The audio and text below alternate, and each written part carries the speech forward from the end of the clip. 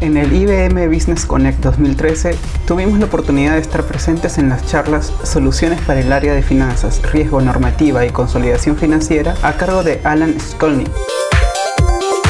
y Convirtiendo los retos de marketing en oportunidades para el sector bancario, por Claudio Bayota, ejecutivo de Industry Solutions para IBM Perú y Bolivia.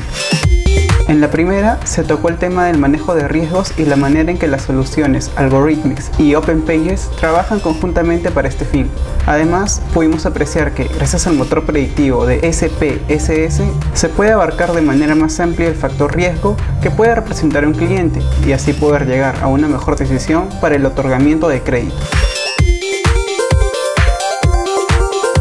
Mientras tanto, en la segunda charla, Claudio Bayota nos habló sobre cómo lograr que la información que presentan los bancos pueda ser relevante para los clientes, al utilizar campañas de marketing personalizadas de acuerdo con su comportamiento frente a los diversos canales y puntos de contacto, con el fin de satisfacer sus necesidades reales. Esto permitiría que las campañas tengan mayores probabilidades de éxito.